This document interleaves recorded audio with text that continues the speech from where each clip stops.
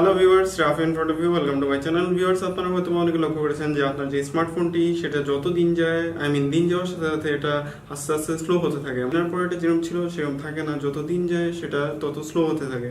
So আজকের ভিডিওতে আমি বলবো যে আপনার স্মার্টফোনটি কেন স্লো হয় এবং এটার সলিউশন কি। তো চলুন শুরু করা যাক।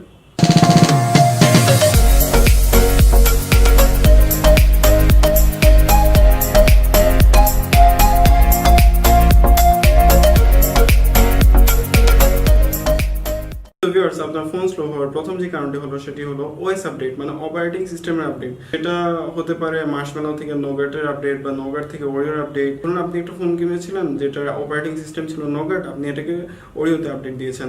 এক্ষেত্রে আপনার ফোনটি স্লো হতে পারে, বিশেষ করে অ্যান্ড্রয়েড ফোনগুলো। কারণ অ্যান্ড্রয়েডে যে অপারেটিং সিস্টেমে আপডেট দেওয়া হয় সেটা অ্যান্ড্রয়েডের মডেল অনুযায়ী আপডেট দেওয়া হয় না। মানে আপনি ধরুন অনেক আগে একটা সেট কিনেছেন, সেটাতেও আপনি ওরিও বা নোগাটের আপডেট পেয়ে যাবেন। লেটেস্ট যে সেট কিনেছেন সেটাতেও আপনি সেম আপডেট পেয়ে যাবেন।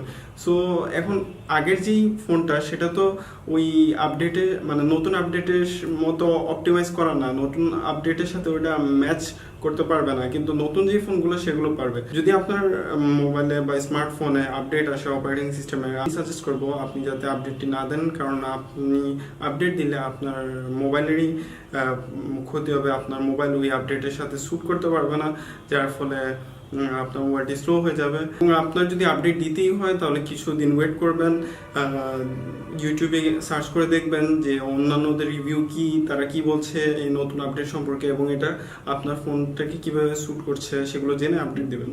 সেকেন্ড যে কারণটা হলো সেটা হলো অ্যাপ্লিকেশন আপডেট। অ্যাপ ডেভেলপার যারা আছে তারা যখন জানতে পারে যে মার্কেটে নতুন স্মার্টফোন এসেছে, আগের থেকে অনেক পাওয়ারফুল স্মার্টফোন এসেছে, তখন তারা ওই নতুন স্মার্টফোনের উপযোগী করে অ্যাপটাকে আপলোড দেয়। এখন এটা জরুরি না যে অ্যাপটা আপনার জন্য আপডেট করাটা কম্পালসারি, কারণ আপনার মোবাইল উপযোগী যে ভার্সনটা ছিল সেটা অলরেডি আপনার কাছে আছে। আপনি যদি এটাকে আরো আপডেট করতে চান সেক্ষেত্রে সেটা আপনার জন্য, মানে আপনার ফোনের জন্য হার্মফুল হতে পারে। এক্ষেত্রে আমি বলবো যে আপনাদের মোবাইলে যদি প্লে স্টোর থেকে অ্যাপ্লিকেশন আপডেট আসে, সো আপনারা সেটা বুঝে শুনে দেখে শুনে আপডেট করবেন যে এটা আপনার জন্য জরুরি নাকি, এই অ্যাপ্লিকেশন নতুন ফিচার্সগুলো আপনার জন্য জরুরি নাকি। এবং আপনি প্লে স্টোরে যে অটোমেটিক আপডেট আছে সেটা বন্ধ করে রাখলেই বেটার হয়, কারণ সেটা বন্ধ করে রাখলে আপনার অ্যাপগুলো অটোমেটিকলি আপডেট হবে না। এক্ষেত্রে আপনার ফোনের পারফরমেন্সও কোনো ক্ষতি হবে না এবং আপনার মেমোরিও বেঁচে যাবে। আর যে কারণটা হলো সেটা হলো, মানে আমরা প্রায় সময় প্লে স্টোর থেকে বিভিন্ন ধরনের অ্যাপ্লিকেশন নামাই শুধুমাত্র ট্রাই করার জন্য। হতে পারে এটা নতুন অ্যাপ্লিকেশন বা একটা ইন্টারেস্টিং অ্যাপ্লিকেশন, এবং আমরা কি করি, এটা নামানোর পর এটা আমাদের ভালো না লাগলে আমরা ডিলিট করে ফেলি, আনইনস্টল করে ফেলি। সো এই আনইনস্টল করলে কিন্তু অ্যাপ্লিকেশনটা পুরোপুরি আপনার ফোন থেকে যায় না। এটা কিছু ফাইলস আর ফোল্ডার আপনার ফোনে রয়ে যায়। সো সেটা কি করে আপনার স্টোরেজ অনেক নষ্ট করে। তাছাড়া এমনও হয় যে আপনি অনেকগুলো অ্যাপস ডাউনলোড করে রেখেছেন যেগুলো আপনি ইউজ করেন না, কিন্তু এই অ্যাপসগুলো মাঝে মধ্যে আপনার ব্যাকগ্রাউন্ডে চলতে থাকে যেটা আপনি বুঝতে পারেন না, এটাও আবার আপনার ফোনের পারফরমেন্সকে একটু লো করে দেয়। সো এক্ষেত্রে আমি বলতে চাই যে আপনি যে অ্যাপসগুলো আপনার প্রয়োজন আপনি সেগুলো রাখেন, যেগুলো আপনার দরকার নেই সেগুলো আপনি আনইনস্টল করে দেন। উল্টোপাল্টা অ্যাপস ডাউনলোড না করেন, এক্ষেত্রে আপনার স্টোরেজও বেঁচে যাবে আর র্যাম ম্যানেজমেন্টটাও ঠিকঠাক মতো হবে। এরপরে যে প্রবলেমটা হলো সেটা হলো ফাইল সংক্রান্ত।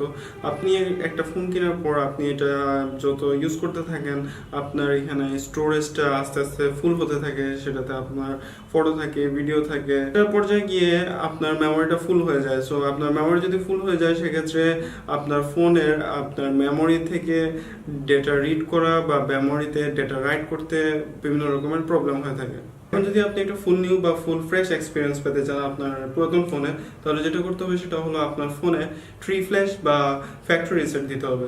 ফ্যাক্টরি রিসেট দেওয়ার আগে আপনার ফোনে যে ডাটাগুলো আছে যেমন ইমেজেস, ভিডিওস এক্সেট্রা, সেগুলো ব্যাকআপ নিয়ে রাখবেন, তারপর আপনার ফোনে ফ্যাক্টরি রিসেট দিবেন। সো এটা 3 মাস অন্তর অন্তর ফ্যাক্টরি রিসেটটা দিবেন। 3 মাস অন্তর অন্তর ফ্যাক্টরি রিসেটটা দিলে আপনার ফোনটা আবার ফার্স্ট টাইম কেনার পর যেরকম পারফরমেন্স ছিল সেরকমই হয়ে যাবে। সো এতে আপনি একটা ফুল নিউ ফ্রেশ একটা বেটার পারফরমেন্স পাবেন আপনার সেই আগের ফোনটি দিয়ে। হ্যাঁ, বাকি কথাগুলোরও খেয়াল রাখবেন যে আপনার এখানে সফটওয়্যার আপডেট দিতে হবে নাকি বা আপনার এখানে অ্যাপস আপডেট দিতে হবে নাকি, সেটা আপনার প্রয়োজন আছে কিনা। তো ভিউয়ার্স, আজকে আমার ভিডিও এতটুকুই। ভিডিওটি ভালো লেগে থাকলে লাইক করুন, শেয়ার করে আপনার ফ্রেন্ডদেরও হেল্প করে দিন এবং চ্যানেলটি সাবস্ক্রাইব করে ফেলুন। Thanks for watching.